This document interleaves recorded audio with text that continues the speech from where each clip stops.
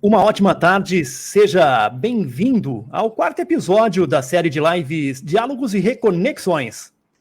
Esses encontros virtuais têm o objetivo de proporcionar mais um canal de diálogo entre diferentes gerações de ativistas e coletivos que atuam no movimento social das pessoas com deficiência. A ideia dessa conversa é entendermos melhor como a história do movimento social de pessoas com deficiência em São Paulo teve ressonância em outros lugares do Brasil. Esse evento é promovido pelo Memorial da Inclusão, a Baçaí Cultura e Arte, com apoio da Secretaria de Estado da Pessoa com Deficiência. Preservar, pesquisar e comunicar a memória de luta por direitos do movimento social da pessoa com deficiência do Estado de São Paulo e as suas ressonâncias no Brasil faz parte da história do Memorial da Inclusão. Eu sou Beto Pereira, sociólogo, jornalista e radialista. Atualmente, presido a Organização Nacional de Cegos do Brasil, ONCB, e também sou conselheiro do Conselho Nacional de Assistência Social, CNAS. Também atuo na Laramara, Associação Brasileira de Assistência à Pessoa com Deficiência Visual. Nessa primeira hora, teremos a colaboração da intérprete de Libras, a Nara Oliveira. Ela é mulher cis de pele clara, cabelos castanhos em coque, usa uma blusa preta e o fundo é branco.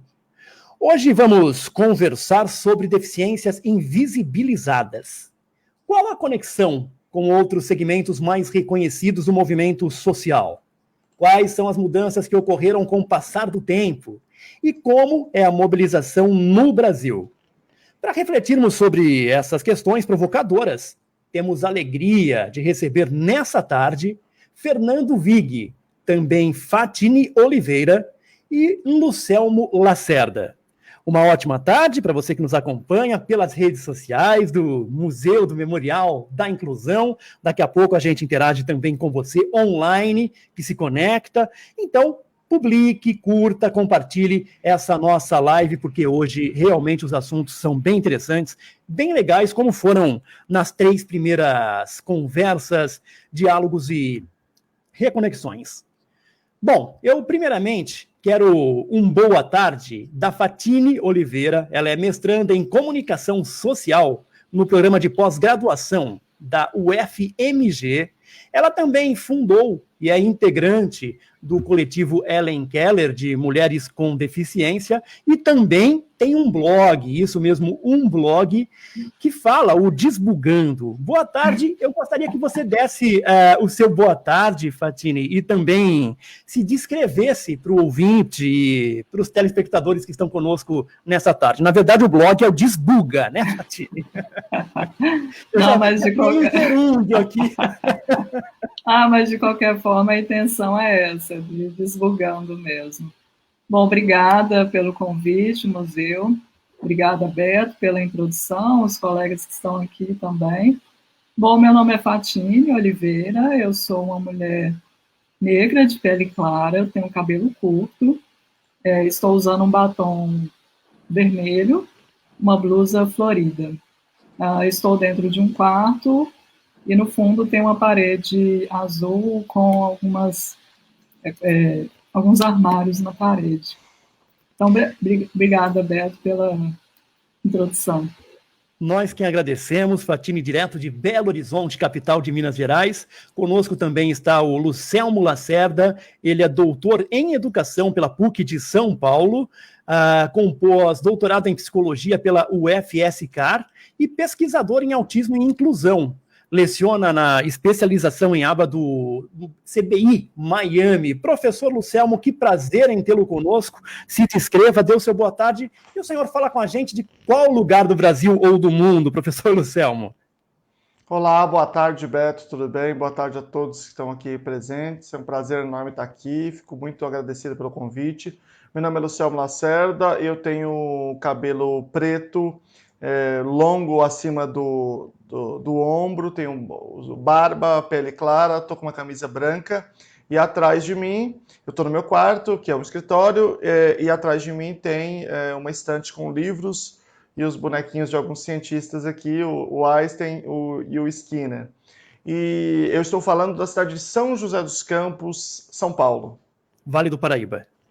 Exatamente. Muito bem, e muito bem acompanhado, né? O professor Lucelmo, em boas companhias nessa tarde. Bom, conosco também está o Fernando Vig, ele é presidente da Associação Nacional do Nanismo do Brasil, de Nanismo do Brasil, ator com formação e cursa Pedagogia na Universidade Anhembi, Morumbi, e ainda atua como professor assistente de artes no colégio Playpen Bilingual Education. Pronúncia está correta? Boa tarde, meu caro Fernando. Sua descrição, seus cumprimentos para as pessoas que nos acompanham pelas redes sociais.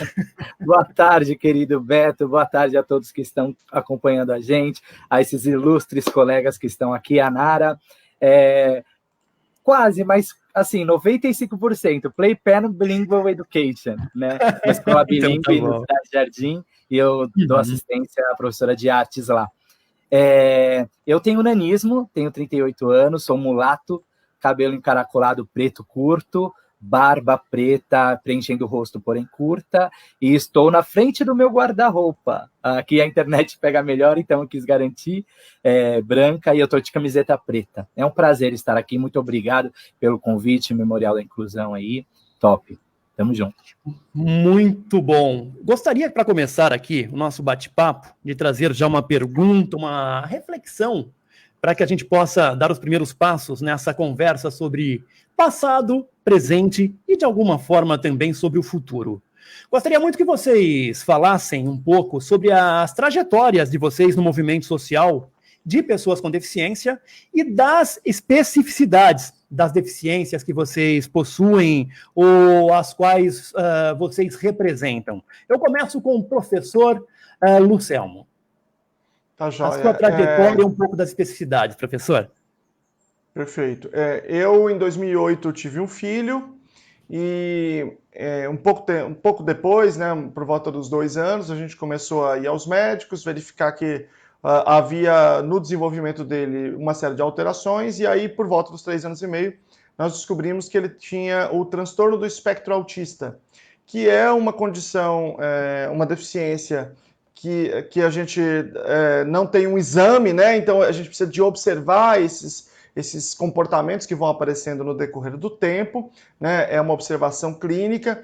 Então, essa condição, ela é um espectro, né? Então as pessoas são radicalmente diferentes entre si. Nós temos desde meninos com transtorno do espectro autista que tem lá, que são gênios da física, até alguns que têm umas dificuldades extremas para fazer coisas simples, como ir ao banheiro, ou fazer ou se comunicar, falar. Então, e não há nenhum sinal físico desta condição do autismo, de modo que ela é uma condição que muitas vezes leva, sobretudo nos faixas mais leves, ao engano, né? As pessoas acreditarem aos pais que a criança seja mal educada por eles, ou a negativa de direitos em decorrência dessa questão. E aí, por conta disso, depois de alguns anos, após essa experiência de paternidade, eu me tornei um militante e um pesquisador na área do transtorno do espectro autista e, sobretudo, da inclusão escolar. Muito bem, muito obrigado, professor Fernando, a sua resposta, a sua trajetória, um pouquinho da especificidade da sua deficiência, no caso. Mandando aqui um abraço antes para o Fernando, para a Paula Lopes, que está com a gente, a Paulinha Lopes, dando parabéns aqui no Facebook, também com a gente a Marta Rocha, cumprimentando pela live e cada um de vocês. Tá certo. No meu caso, sempre foi muito difícil entender quem eu era, porque a sociedade não me ajudava. Quando era conveniente, eu era só uma pessoa baixinha, não era uma pessoa com deficiência, e quando também era conveniente, eu era uma pessoa com deficiência, levado para o lado do vitimismo, do não pode, do capacitismo, né? E isso era muito difícil para a gente. E eu sempre tive amigos, desde os meus 17 anos, a gente tinha um grupo no antigo Orkut, e até então eu tinha amizades com pessoas com nanismo também, e a gente conversando um dia aqui em casa, o ano passado, a gente viu que a gente se sentia como um desenho animado inserido no filme sério da sociedade. Sabe quando você vê o Alvin e os Esquilos lá, e aí você vê ele sofrendo, e você olha aquilo com graça, porque sabe que aquilo não é real, sabe? Então a gente começou a falar, poxa, como a gente pode ser visto com mais respeito? Como podemos ser credibilizados? Como podemos lutar por equidade junto com o nosso coletivo de pessoas com deficiência, se ninguém nos dá essa oportunidade? Então foi quando a gente teve a ideia de levantar o Movimento Nanismo Brasil para trazer informação, visibilidade, desconstrução e trabalhar tudo que gira em torno do nosso universo, no universo da pessoa com nanismo. Muito obrigado, Fernando, também pela sua resposta. Fati, a sua trajetória e a especificidade da sua deficiência para todos que nos acompanham nessa tarde ou que revisitam essa live em qualquer horário do dia ou da noite. Bom, eu sou uma mulher cadeirante, eu tenho distrofia muscular, é uma doença congênita, e durante muito tempo eu não entendia muito bem o que acontecia, né, com o meu corpo, porque eu não me sentia uma pessoa com deficiência. Porque naquele momento eu achava que ser deficiente era ser alguém que deveria ser excluído, alguém que não poderia fazer outras coisas a não ser ficar dentro de casa, né? Então, eu sempre tive esse conflito interno durante muitos anos. Isso foi um lugar de muito sofrimento para mim. Eu, né, enfim, tive depressão e muitas coisas. Porém, chegou um momento que eu tive, enfim, uma precisão do meu diagnóstico e eu percebi, falei, não, eu sou uma pessoa com deficiência e posso fazer as coisas que eu quero fazer. Então, a partir disso, eu comecei a me informar melhor sobre o que era a pessoa com deficiência, os nossos direitos, segui por um caminho acadêmico, conheci uma rede de mulheres incríveis durante esse processo, me vi feminista, né? Então, a partir do momento assim, que eu consegui compreender melhor quem eu era, o que de fato é deficiência, e aí estando hoje nesse grupo de mulheres com deficiência, no coletivo Ellen Keller, no coletivo feminista Ellen Keller, toda a minha vivência tomou uma outra dimensão. Então, hoje, para mim, não é meu corpo que é um problema, né? Hoje eu compreendo que a dificuldade que eu enfrentei na época e as pessoas de modo geral enfrentam é em virtude dessa sociedade que nos cerca e que não compreende a diversidade dos nossos corpos. Muito bem, quero mandar aqui um abraço para a Estefânia, que também nos acompanha pela rede social, curtindo bastante aqui a nossa live no Facebook. Muito obrigado, Estefânia. Daqui a pouco interaja um pouco mais com as pessoas que se conectam online conosco. Bom, nós, por uma questão aqui de conexão, alteramos a nossa tradutora, a nossa intérprete, que nesse momento é a Thalita, que está com a gente, Thalita Messias. Deixa eu descrever aqui a Thalita. Ela tem rosto e traços afinados, cabelos castanhos, olhos também castanhos e pele clara. Usa camisa cinza com mangas curtas e fundo branco. Muito obrigado por estar com a gente também nessa tarde, Thalita. Bom, na resposta da Fati, me surgiu uma questão. E eu estou saindo aqui completamente do roteiro. De que modo a história pode colaborar, a memória, a história, um museu, um memorial, pode colaborar para que as pessoas com deficiência se reconheçam como indivíduos dotados de direitos e também de deveres? Professor, primeiro, Lucelmo, a sua resposta. Nós temos um problema quando a gente fala de autismo. Claro que eu vou falar só do que eu conheço, né? Uhum. Que é o fato que nós temos um espectro, e esse espectro ele aparece para o público, sobretudo numa faixa mais no extremo leve desse espectro todo, uma faixa extremamente leve, que é o que interessa principalmente a filmes e séries, né? Então nós temos uma condição do autismo que deve representar, sei lá, 5% da condição, e por exemplo, a gente fala de série, representa 100% das séries. Quando a gente fala de filme, alguma coisa de 95%, 98% dos filmes. Então, é claro que quando você apresenta esse personagem, ele não é falso. Ele pode existir na realidade. O problema é que quando 1, 2, 3, 10, 20, 50 só apresentam o mesmo perfil, isto acaba criando uma visão distorcida da condição. E essa visão distorcida da condição, ela é muito prejudicial para a própria pessoa com autismo, para suas famílias e para a sociedade como um todo. Vou dar um exemplo. Quando as pessoas sabem que eu tenho um filho com autismo, as pessoas sempre perguntam, que ótimo, eles são tão inteligentes, né? Qual é a superabilidade do seu filho? Porque eles estão achando que é o The Good Doctor, mas meu filho não fala, meu filho tem dificuldades extremas, ele tem um autismo severo. Então, até a política pública é afetada por essa percepção, porque as pessoas simplesmente não sabem o que é a vida, o autismo. Então, o filme, ele tem um compromisso com o lucro, ele tem um compromisso, claro, com o mercado.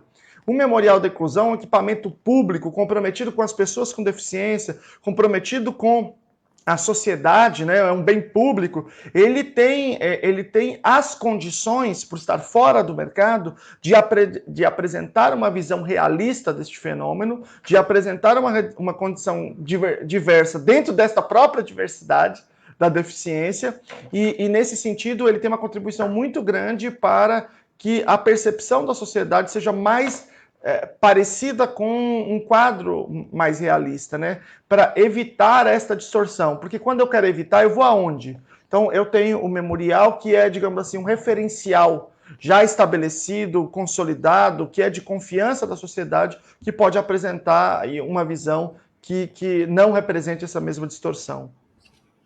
Muito obrigado, professor Lucelmo.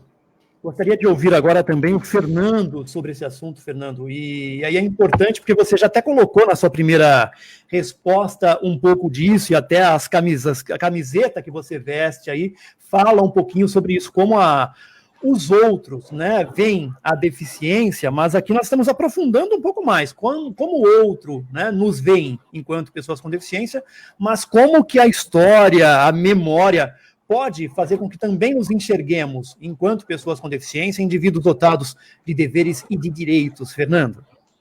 Eu concordo plenamente com o professor Lucelmo, eu nem vou ser redundante, vou falar super rápido.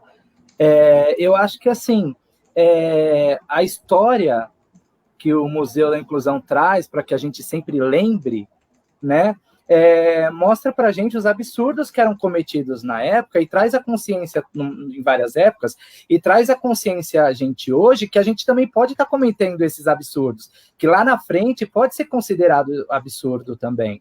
Um exemplo da prática que o professor Lucelmo trouxe, que é essa mania que as pessoas têm de colocar a gente ou num lugar de super-heroísmo ou num lugar de vitimismo. E os dois lugares estão totalmente equivocados e não nos ajudam em nada, né? Porque nós somos seres humanos comuns, que têm falhas e tal, então no heroísmo a gente vai causar uma frustração, né? E no vitimismo também não, porque a gente tem nossas limitações e o importante é as pessoas conhecerem, adaptarem, ouvirem nada sobre nós, né? Então, acho que o Museu da Inclusão traz muito isso, e se eu for falar mais, eu vou me tornar redundante, porque eu acho que o professor Lucelmo falou bem. Ok, Fernando, com a gente também aqui no Facebook do Memorial da Inclusão, está a Lucilene Carneiro, também a Estefânia Monteiro, já falei, aqui a Cris Oliveira, que é do Nanismo Brasil, está falando aqui, presente, também a Dina Pedrosa, boa tarde, Memorial, a Ana Paula também com a gente, Ana Paula Damo, Memorial, aqui muitas pessoas, hein? Franli Coelho, hoje vocês estão aqui com a corda toda, trazendo muitas pessoas que nos acompanham e que estão gostando desse nosso bate-papo. Minha cara Fati, então quer dizer que você completando aqui a rodada, o giro, nem heróis e nem coitadinhos? E como a história colabora com isso, a memória material e imaterial pode ser importante nesse processo? Não, aqui não tem coitadinho e nem super-herói, né? Deixemos os Avengers serem os super-heróis. Eu acho importante a gente ter um museu para a gente saber de onde que veio a luta, né? Para a gente ter uma noção desse ponto de partida, né? Muitas vezes essas informações elas não estão disponíveis à sociedade de um modo geral, né? Elas ficam muito restritas ao ambiente acadêmico. E aí você tenta um memorial, é importante que a pessoa vá, reconheça-se naquelas pessoas que participaram daqueles momentos e vejam que, sim, ela pode continuar essa batalha, ela pode continuar essa luta. E assim como o Fernando comentou, é importante a gente ver, assim, olha, quais erros que foram cometidos, o que a gente tem que evitar nesse momento, né? Porque, como o Luciano apontou, se a gente ficar apenas com as representações das grandes mídias, a gente não tem ali, de fato, o que é uma vida com deficiência, né? Até porque um roteiro de filme, um roteiro de seriado, ele não dá conta, né, de toda a experiência que envolvem essas vivências. Elas são apenas representações. Então, para saber, de fato, a gente tem que recorrer a esses espaços. E a isso, o museu está tendo um trabalho muito bacana, né, de revisitar essa história, que é importante para todos nós, e que vai ficar aí para todo mundo, para o futuro, e é importante, né, o Luciano, a gente sabe, fazer uma pesquisa, é importante ter esses materiais, né, para a gente poder estar sempre revisitando. Agora você, Fati, como pessoa atuante na comunicação, no setor publicitário, né? O professor Lucelmo falou do estereótipo que muitas vezes, que a maioria das vezes a mídia gera em relação a algumas deficiências. Você percebe que isso tem mudado? A ausência faria mais mal ou esse estereótipo, muitas vezes essa exposição de forma equivocada é pior que a ausência, ou ambos são muito ruins? Como a gente pode trabalhar um pouquinho isso, você sendo uma pessoa da comunicação? Bom, a gente tem que entender primeiro que a comunicação ela atende um objetivo mercadológico, né? Então, o que a gente vê em propaganda, em filmes, etc., atende aí uma demanda do mercado. E aí essa demanda do mercado, ela vai selecionando aquilo que é interessante a ocupar esses espaços, né? Hoje a gente está tendo um movimento muito forte por uma diversidade maior, né, de corpos, de vivências, de experiências dentro da publicidade, por exemplo. Entretanto, ainda assim, a gente questiona esses corpos que estão sendo selecionados, né? Porque não são todas as vivências, né? Ou seja, pessoas com deficiência, mas às vezes nem tanta deficiência assim, né? Ou aparências que não sejam tão diferentes para que não choque tanto o público, né? Então, assim, é necessário trazer, porém a gente tem que ter consciência de que isso não basta, não é suficiente. Uhum. Vocês falavam um pouquinho no começo sobre a deficiência de vocês, também o professor Lucelmo sobre a deficiência de seu filho. Eu gostaria de retornar um pouquinho a esse ponto, primeiro começando aqui com o nosso Fernando.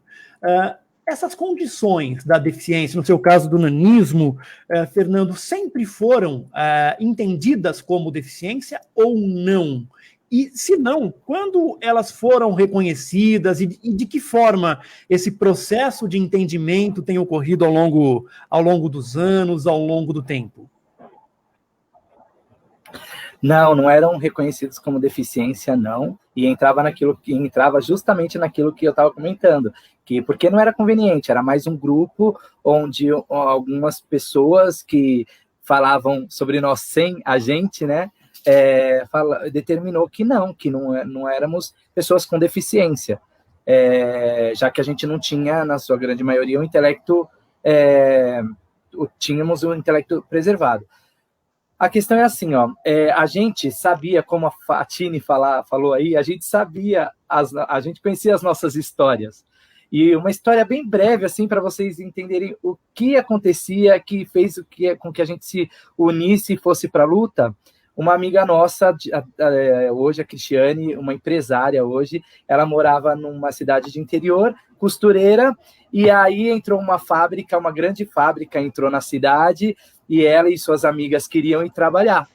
E aí ela era uma das únicas costureiras, ela ensinou as amigas dela a costurarem. Foram para o processo seletivo, estou resumindo, foram para o processo seletivo, todas passaram menos ela. E ela era a melhor costureira. Para ela falaram que não tinha vagas. Mas a gente não entrava na lei de cotas. Mas aí, por que cota? Mas o nosso intelecto está ali, a gente não é pessoa com deficiência? É ou não é? E aí? Então, a gente precisou entrar primeiro num momento de reflexão, para entender de fato quem nós éramos, e isso foi muito do que a sociedade trazia para a gente. Então, em 2014, a gente conseguiu, numa luta, eu digo a comunidade, né, conseguiu numa luta ali que a gente fosse inserido e reconhecido como pessoas com deficiência. Muito bem, conosco também nessa tarde está a Dina Pedrosa com a gente aqui no Facebook, o Nelson Abad falando aqui, manda um abraço para o time Muleta Neles de Osasco, e o Nelson com a gente interagindo aqui. Professor Lucelmo, gostaria de complementar a resposta, a reflexão do Fernando sobre esse assunto, a questão de como a sociedade entende, né, a pessoa com deficiência? A questão do Fernando em relação ao nanismo é a mesma do autismo, né? O autismo também vivia num limbo. Em 2012, que houve uma lei federal, a Lei 12764 de 2012, que reconheceu a condição como uma condição, como pessoas com deficiência. E nós temos também um problema, mais uma vez, né, o problema do espectro, de você ter realmente pessoas com muitos prejuízos e pessoas com prejuízo mínimo, imperceptível, que as pessoas que circundam alguém vai dizer assim, não, essa pessoa aparentemente não tem nada, porque, como eu disse, não tem nenhum traço físico distintivo. E essa questão da deficiência, ela tem um laço histórico, né, com as deficiências que são visíveis. Então, por exemplo, síndrome de Down, o indivíduo que é cadeirante. Então, histórica, quando a gente olha, por exemplo, vagas de estacionamento, que tem lá uma cadeira. Quando a gente para com uma criança com autismo, é muito comum que alguém vai lá e reclame. Não, aqui é para cadeirante. Não, aqui é para pessoa com deficiência. Essa criança. Mas aí isso é um trabalho muito, muito difícil. Acho, aliás, que iniciativas como essa aqui são muito importantes nesse sentido, para a gente ampliar essa perspectiva do que é a deficiência, né? Ok, professor. Gostaria de ter minha história contada pelo Memorial da Inclusão. Nelson Abad interagindo com a gente. Também temos conexões de Brasília, a Gilza Dantas. Boa tarde, Brasília DF. Também com a gente aqui o Paulo Henrique de Guarulhos. Muitas pessoas se conectando com a gente nessa tarde e a gente agradece pelo carinho. Daqui a pouco, às 17h40, teremos a Nara de volta aqui como nossa intérprete de Libras. Bom, gostaria que você complementasse, Fati, as respostas, colocasse mais algum elemento, caso você tenha, sobre esse assunto específico, do qual já falaram o professor Lucelmo e também o Fernando. Olha, falar de deficiência, você tem que sempre falar no plural, né? Eu acho... há um esforço social em colocar as pessoas em caixinhas. E aí imagina-se que uma pessoa com nanismo, ela vai ser só uma pessoa com nanismo. Uma pessoa cadeirante, ela é só uma pessoa cadeirante, ela não vivencia nenhuma outra coisa, e assim mesmo. E da mesma maneira com pessoas autistas, né? Só que, antes de tudo, nós somos pessoas. E pessoas envolvidas em várias questões sociais, classe social, sexualidade. Então, são várias questões que também atravessam a experiência com a deficiência. E aí nisso, a gente tem um grande problema em relação à visibilidade, né? Porque a visibilidade, ela te dá uma certeza de que, olha, você é um sujeito com deficiência. Mas, ao mesmo tempo, aquela visibilidade é o que te tira da sociedade de modo geral. Aquilo que te inclui dentro de uma caixinha é aquilo que te exclui da caixa maior, né? Então, aí a gente cria-se um ambiente de disputa, na verdade, né? E o que, às vezes, a gente acaba observando dentro dos movimentos, de um modo geral, como que essas diferenças elas acabam se tornando motivos, né, para disputas e que, no final das contas, está dizendo de uma mesma vivência, ou seja, nós somos pessoas diversas, nós somos pessoas diferentes.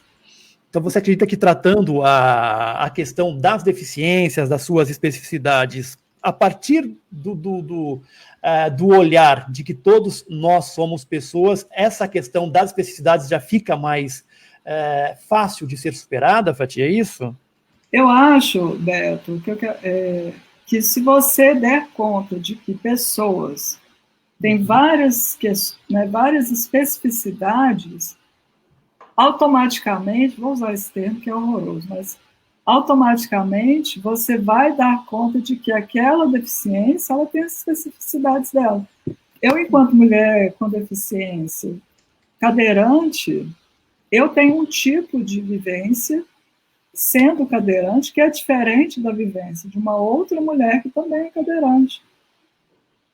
Né? Como a gente está tratando aqui, olha, não dá para você falar que todas as pessoas que têm nanismo são iguais ou têm as mesmas experiências que o Fernando, por exemplo. Porque não vai ter.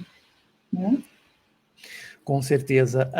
Você trouxe essa reflexão, e talvez seja algo muito importante a gente também destacar e retomar nessa tarde.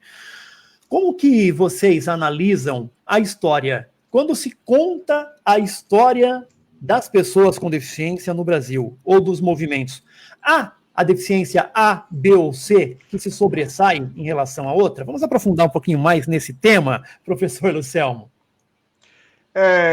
Historicamente falando, o movimento de pessoas com deficiência, ele é um movimento, sobretudo, de pessoas com deficiências sensoriais, cegueira e surdez, e de deficiência física, dos cadeirantes. Então, esse é basicamente a história do movimento social, ela é basicamente composta por esses sujeitos.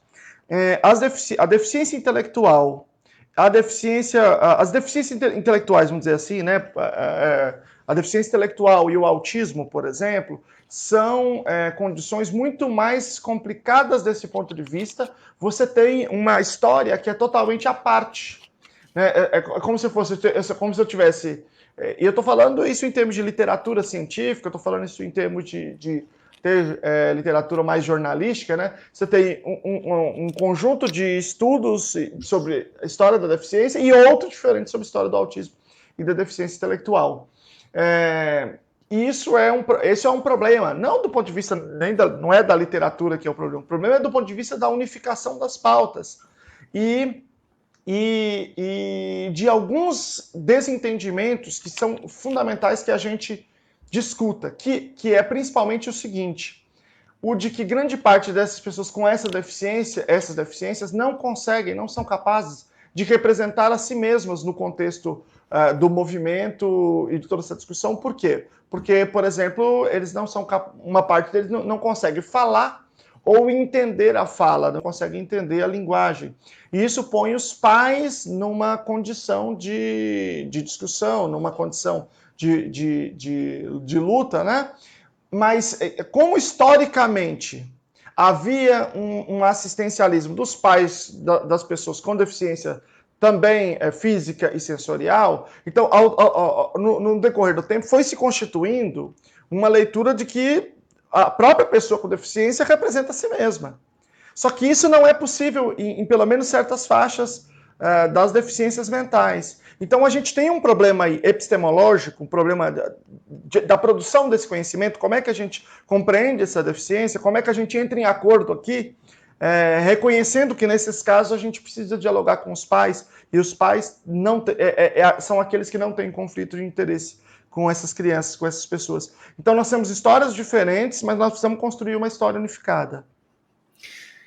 E como transformar, Fernando, essa participação também que trouxe o professor Lucelmo da família nesse protagonismo? Porque a própria Convenção sobre os Direitos das Pessoas com Deficiência fala no protagonismo da pessoa com deficiência, mas ela também fala da importância da família ser ouvida, da própria criança ser ouvida nesse processo, a criança com deficiência, e a reflexão do professor Lucelmo trouxe um pouco disso para a gente, né? Como trazer a família para essa roda também, resguardando o protagonismo da pessoa com deficiência, mas trazendo também essa escuta qualificada para a família, na sua opinião, Fernando? Olha, estou refletindo aqui e o que eu vou falar agora é pensando alto. É muito delicado isso, porque, por exemplo, eu vou puxar ali do que primeiro a Fatine falou, que cada pessoa é um universo, né? E isso não só as pessoas com deficiência. Mas eu concordo quando a gente fala de unificar a luta, porém eu entendo que esse unificar seria no sentido assim, no meu caso, no caso das pessoas da minha comunidade, geralmente, para a gente é muito ruim. A gente hoje está lutando para que as mães deem autonomia, deem independência e local de fala que é nosso para a gente fazer isso. Mas é o nosso caso.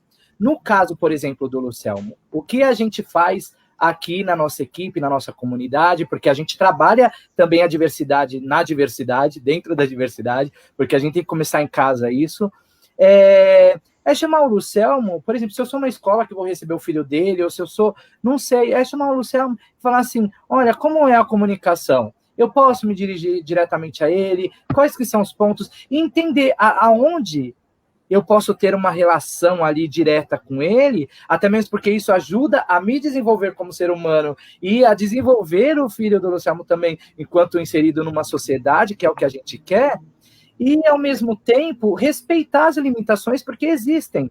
E as limitações, às vezes, é congênita, às vezes a limitação é cognitiva, e às vezes é uma limitação imposta pela sociedade ou padronizada, feito por um... Então, é bem delicado. Eu acho que a linguagem que a gente tem que unificar, que eu concordo plenamente, é nessa de, poxa, quem está no meu momento ali, na minha vida? Então, eu tenho que conhecer aquele ser, aquele indivíduo, aquela pessoa, e entender nada sobre nós sem nós, gente. Não, o que é? Não é deixar a gente só falar. No nosso grupo, a gente tem mães, porque tem o local de fala delas, as preocupações delas são diferentes das nossas. Às vezes é um pouquinho mais dramática, mas às vezes é um lugar que a gente também tem que entender como a sociedade nos vê e entrar nesse ponto, sabe? Então, eu concordo e eu acho que a gente está no caminho. A gente tem muita luta ainda, mas a gente vai chegar lá. E essas conversas ajudam muito para isso, né? Bastante. Bom, muitas pessoas aqui, inclusive meu cão guia está me cheirando, acho que pedindo alguma coisa, está fora aqui de foco, mas veio solicitar por algum motivo minha atenção, mas eu estou na live, daqui a pouquinho vou dar atenção para ele. Ele está acostumado com isso. Deixa eu mandar aqui um boa tarde também para Marta Rocha, falando, sou de Fortaleza, no Ceará, também conectada com a gente, muito obrigado. A Vanusa dos Reis dos Santos, ela é de Campinas, dando um boa tarde a todos que estão conectados. A Livieira também com a gente, aqui cumprimentando.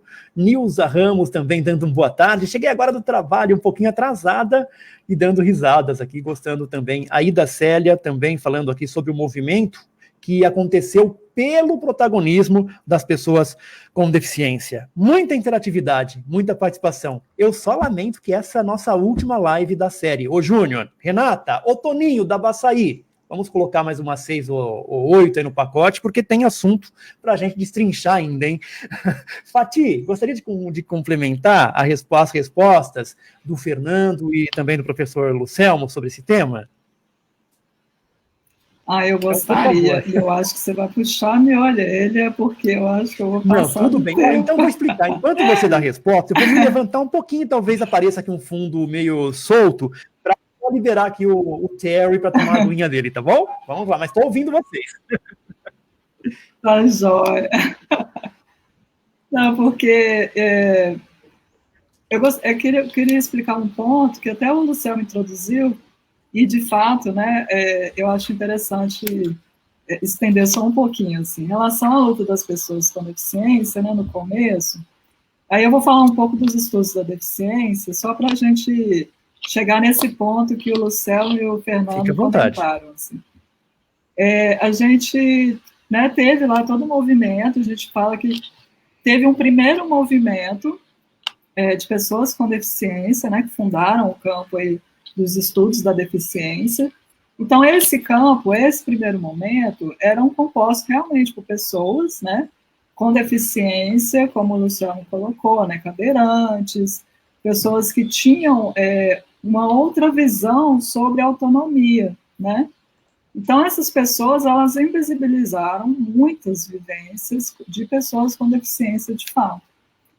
Porém, mais à frente, eu vou chutar as datas aqui, tá, gente? Se minha orientadora estiver vendo, ela vai puxar minha orelha.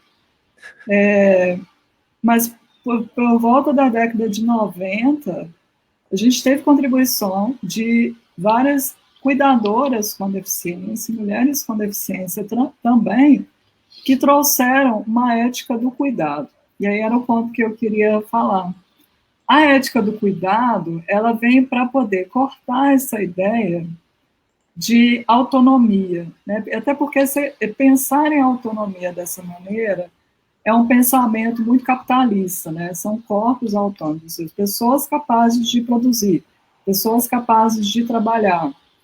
Entretanto, essa nova onda de mulheres feministas com deficiência, mas que também cuidavam de pessoas com deficiência, já viraram e falaram assim, olha, existem pessoas que necessitam do cuidado para viver.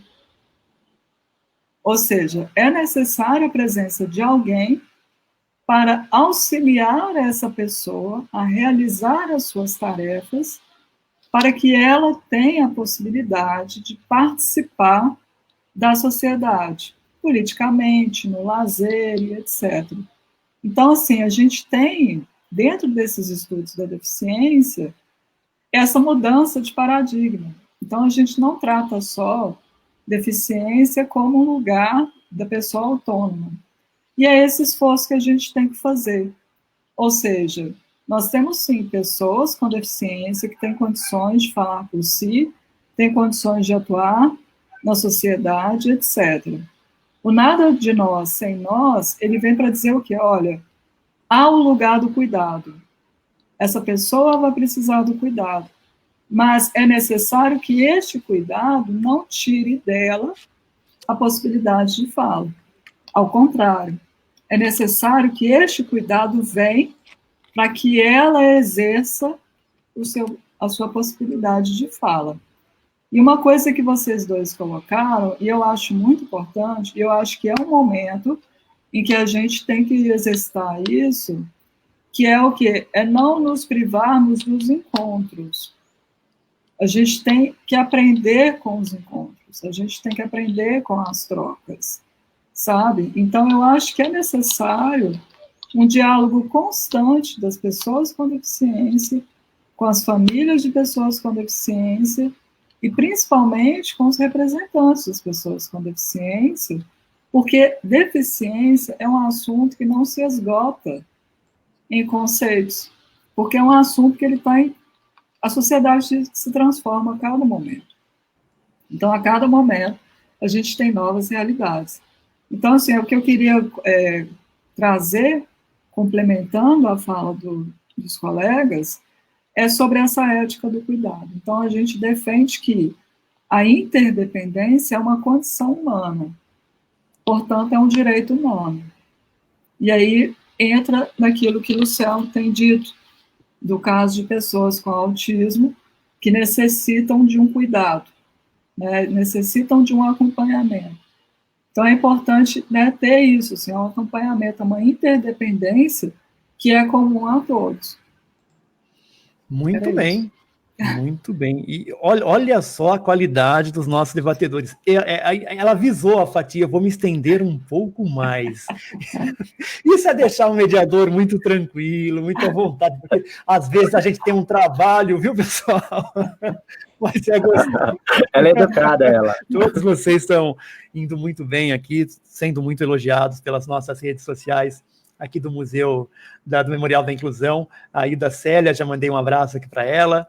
A Dina Pedrosa está dizendo que não perde nenhuma live. Muito obrigado, Dina, por se conectar com a gente. Compartilhe, curta aí as nossas transmissões. Muitas pessoas interagindo com a gente aqui. Muito bacana isso. Gostaria de saber o seguinte, professor Lucelmo. O senhor, como pai, se sentiu acolhido plenamente pelos movimentos representativos das pessoas com deficiência e se sente acolhido? E aí estou falando do movimento representativo de forma geral, da deficiência que o seu filho tem, das outras deficiências, ou existe aquela barreira imposta, muitas vezes aquela percepção que há algo ainda a ser construído, uma barreira a ser superada para que esse acolhimento seja efetivo, seja pleno, seja uma coisa leve e de fato real? Então, historicamente falando, né, eu fiz uma tentativa de conhecer e me aproximar de movimentos de pessoas com deficiência, no princípio, assim que eu comecei a militar. Meu filho já tinha 8 anos e meio quando eu, de fato, comecei nessa minha estrada, mas eu não encontrei no movimento de pessoa com deficiência alguma reflexão mais estruturada sobre as condições mentais. E isso aí acabei encontrando num campo mais específico do movimento, que é o movimento pro-autista, vamos dizer assim. E a gente chegou a ver alguns momentos de encontro, né? Inclusive, fui aí no memorial, a gente dialogou com o conselho, e a gente tem alguns pontos de encontro, mas eu ainda percebo um movimento muito, muito separado. Em sendo o senhor um pesquisador, de que forma o senhor acredita que a pesquisa, que a ciência, que, enfim, que o acadêmico possa colaborar com esse processo, professor? Então, eu acho que isso no Brasil pode ser um problema, na minha interpretação. Porque quando você vai estudar uma condição, porque uma coisa é acadêmico, outra coisa é científico. Eu sou um partidário muito grande da perspectiva científica. Acontece que quando a gente fala deste campo que eu estou falando, porque quando a gente fala de condições mentais, a gente está falando sobretudo da importância da inclusão escolar, né, dessas intervenções que são educacionais, e neste campo, o campo acadêmico no Brasil, ele é profundamente, na sua grande maioria, esmagadora maioria, anticientífico. E isso é um enorme problema. E aí as pessoas que estão se aproximando do tema na academia estão se aproximando de uma maneira muito estética. Então eu vou dar um exemplo aqui da discussão. É muito forte a discussão no campo da deficiência sensorial ou motora do modelo social. O que é o modelo social, como a Fatine bem descreveu aí? Não é ela que... O problema não é... Eu não estou olhando mais para mim, ela disse, eu estou olhando para este ambiente que não é inclusivo para mim. Então, como é que esta reflexão vem de maneira acrítica no caso do autismo, por exemplo? Vou dar um exemplo aqui de um menino que está numa pesquisa que ele bateu a cabeça em 90 minutos 2.576 vezes. Então, o que acontece com a parte do... Esse é só um exemplo, mas isso está cheio de gente aí. Toda cidade tem gente com autismo amarrada na sua casa. Eu disse amarrada. Todas as cidades, todas, sem exceção. Ou amarrada com cadeado ou amarrada com gaza, porque os pais não sabem o que fazer. Bom, dito isso. Então, se eu vou fazer um mero recorte acrítico, e se assim, não, o problema é no ambiente, então eu tenho que emborrachar as paredes. O indivíduo não precisa de nenhum apoio. Então, eu sei que não é essa a perspectiva do modelo social, eu só estou dizendo que a incorporação acrítica dessa perspectiva gera uma reprodução dessas visões equivocadas de que basta a gente ter o coração bom que tudo se resolve, no campo da educação especial, que para mim ainda hoje é muito difícil no campo acadêmico. Embora eu seja um acadêmico, seja um pesquisador, a academia brasileira, na minha interpretação, tem prestado um serviço que não é interessante para as pessoas com essas deficiências mentais. Correto, professor. Fatih, gostaria de complementar a fala do professor Lucelmo sobre esse tema? Aí eu acho que eu vou discordar do Lucelmo. Fica à vontade. Eu, como mediador aqui, eu gosto de uma certa discordância, com respeito e com... Vamos lá.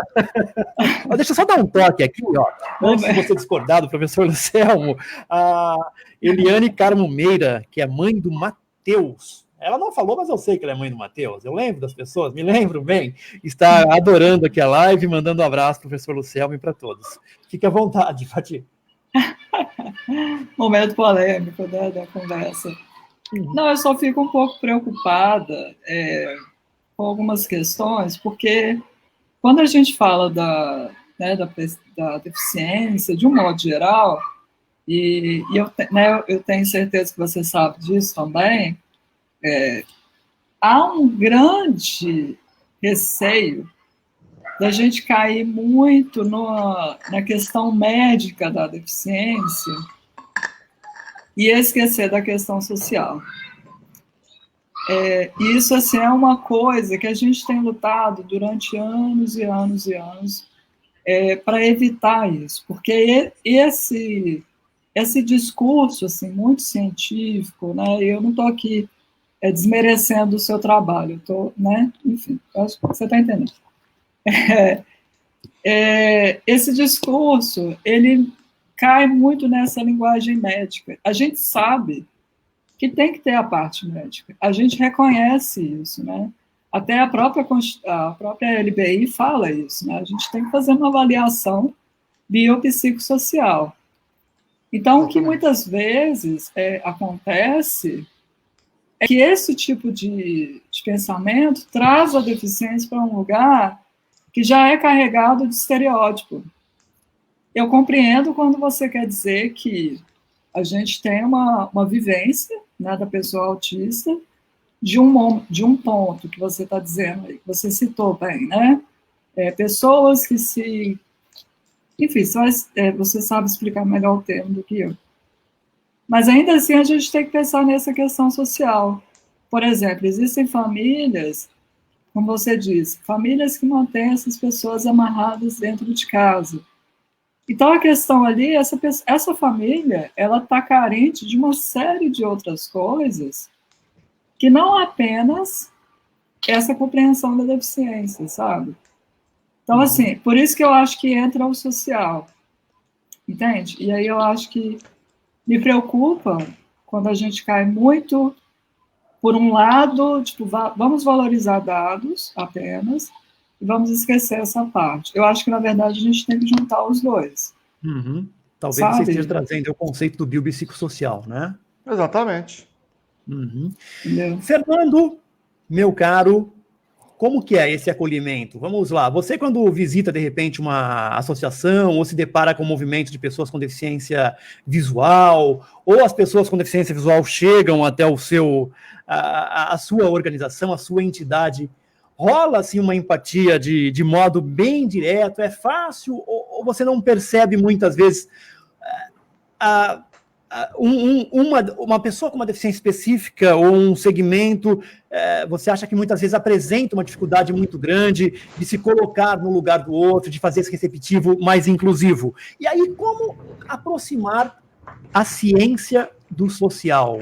Como a gente chega com isso tudo, com essas barreiras muitas vezes impostas pelas próprias pessoas com deficiência e a dificuldade de se colocar no lugar do outro, como a gente chega, né, a esse modelo, né, que a gente pode, de repente, considerar a ciência e a ciência também com esse olhar social, sociológico, para ver a pessoa com deficiência também no meio no qual ela atua. Artigo 2 da Lei Brasileira de Inclusão, né?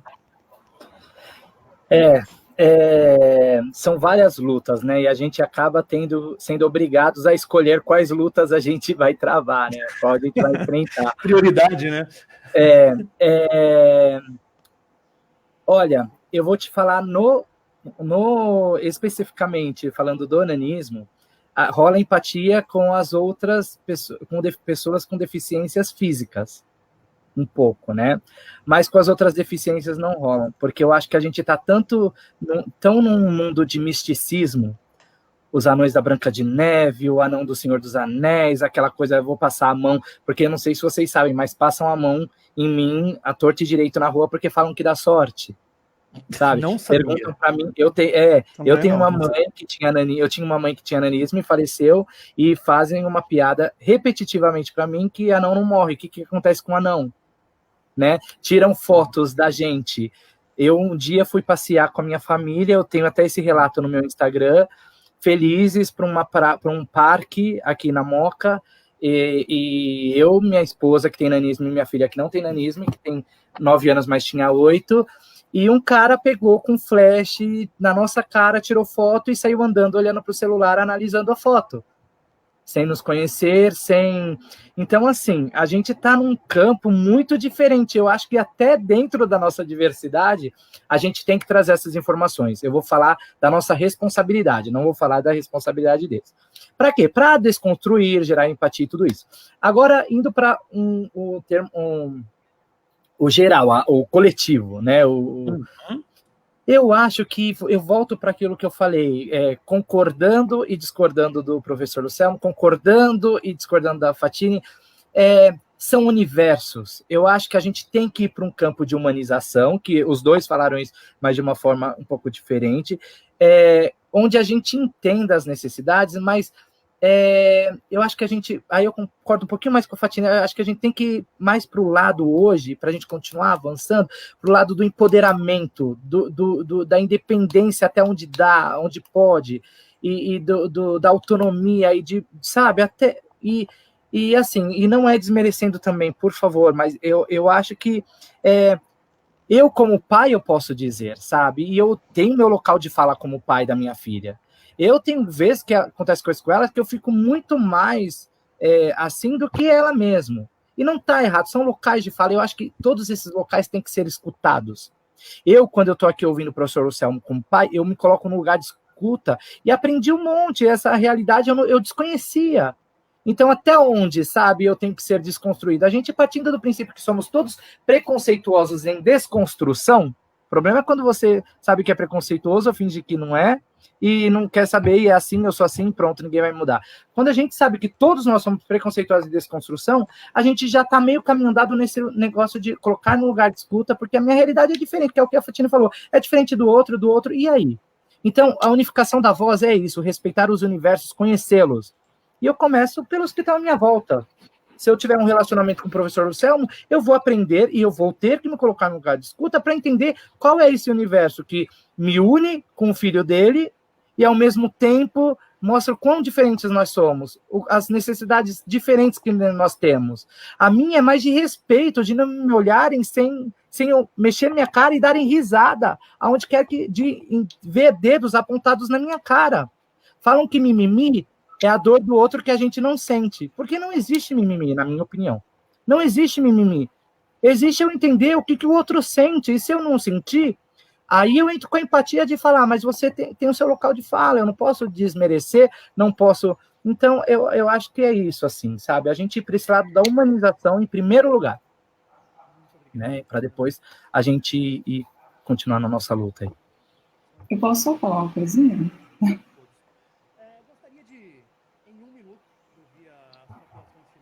Eu não escuto o Beto, vocês escutam? Ah, voltou. Não estou escutando também. Eu acho que você pode falar, Fatini. Assim, Fatini, eu acho. Não, eu só queria falar que eu acho que o Luciano trouxe um ponto importante e eu gostaria de deixar aqui para reflexão mesmo. O quanto que a gente precisa reconhecer o lugar das famílias também, assim, sabe? E principalmente de mães, assim, a gente está...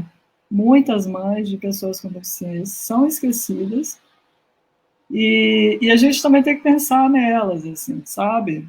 Não dá para poder negar esse lugar também e estabelecer diálogos mesmo, que são mais importantes. Deixa eu fazer um comentário sobre isso rapidinho. Eu acho que o que a Fatini falou, né, é esse equilíbrio, né, pra gente, e aí eu acho que o Beto também tocou no ponto certo, né, que é justamente o modelo biopsicossocial, que busca esse equilíbrio, e eu quero dar um dado em relação a isso que a Fatini falou sobre as mães. Teve uma pesquisa em 2010 em Wisconsin, Madison, que eles pegaram mães de crianças com autismo e tiraram sangue delas para medir os hormônios do estresse. Vocês estão entendendo? Só quero dizer que não é um exame, uma pesquisa subjetiva, ela é muito objetiva. E ela verificou que o estresse das mães de crianças com autismo era semelhante aos níveis de estresse coletados das pessoas quando elas tinham acabado de sair dos campos de concentração ao fim da Segunda Guerra Mundial. Só para vocês terem uma ideia do nível de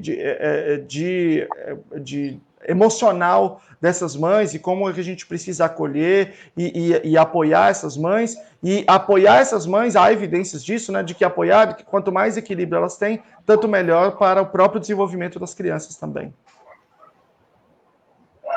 E eu acho, enquanto o Beto não volta, a gente vai falando. Voltou. Beto? Será que? Não voltou. Não. Então, e eu acho que essas informações ajudam muito todos os lados, inclusive os pais, nessa coisa de a gente preservar o local de fala deles, mas eles também se apoderarem dessas falas de que, poxa, então peraí, será que eu estou deixando meu filho explorar, sabe? E entender? Claro. Então, eu acho que é isso. O Beto Sem voltou? dúvida. Beto, agora tá desligado, Beto. Agora tá ligado, mas nós não estamos ouvindo. Tá baixinho. E aqui, voltou? Aê! Olá. Agora voltou. Okay. Bom, eu gostaria que vocês, pedi na fala anterior que vocês fizessem a fala final de vocês. Já fizeram, de alguma forma, superando esse assunto.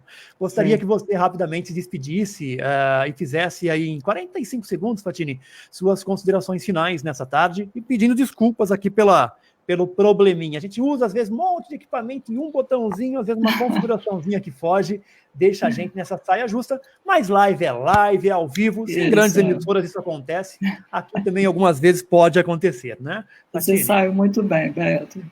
Bom, eu gostaria de agradecer ao museu pela oportunidade de estar aqui falando sobre esse assunto importante. Convido a todos e todas e todes a conferir o coletivo feminista Helen Keller, dar uma passada também lá no Desbuga, e agradecer ao Fernando, ao Lucelmo pela tarde, foi muito bom, eu aprendi muito com vocês, e eu espero que essa troca continue em outras oportunidades. Muito obrigado por passar essa hora com a gente aqui, Fatini, foi de grande importância a sua participação, com certeza. Fernando, suas considerações finais?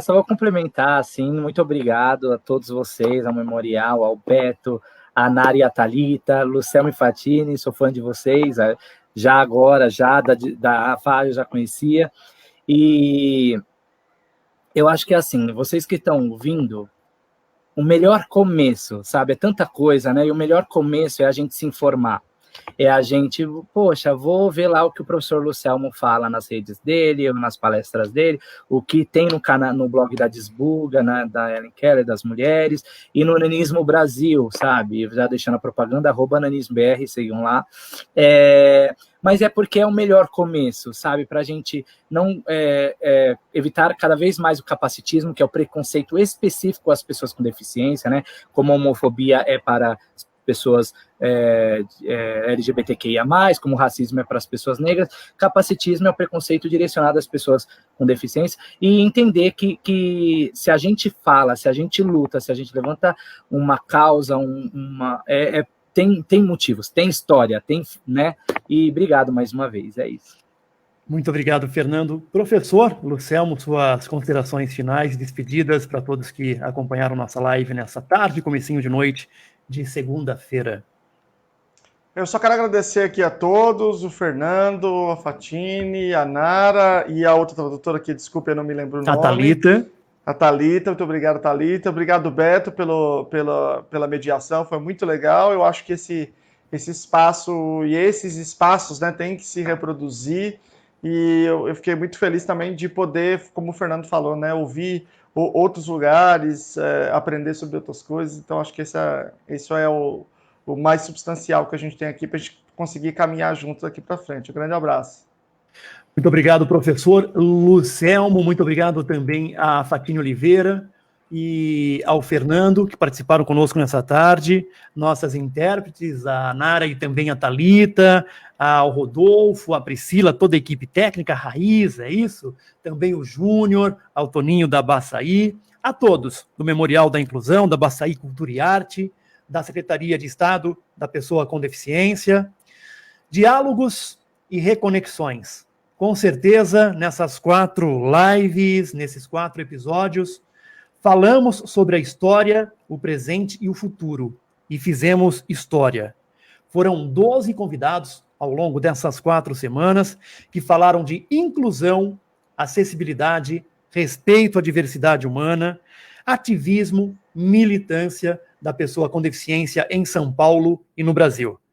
Para mim, Beto Pereira, enquanto sociólogo, jornalista, pessoa com deficiência e um amante das diversidades humanas, ou da diversidade humana, foi uma honra, um prazer poder conduzir, mediar essas pessoas com notório saber, com formações em distintas áreas, que colaboraram conosco. Um forte abraço, até a próxima oportunidade, uma ótima semana para todos vocês e continuem seguindo o Memorial da Inclusão, o Museu da Inclusão nas redes sociais, porque aqui a gente fala de inclusão, acessibilidade e respeito à diversidade humana, trazendo sempre a história, o presente e o futuro, com muito profissionalismo e muito respeito. Respeito ao pensamento diversificado, respeito ao contraditório e o respeito ao olhar e à experiência de cada pessoa, seja ela família, seja ela pessoa com deficiência, ou seja, pessoas sem deficiência e interessadas no tema. Um forte abraço, até a próxima oportunidade. Boa noite.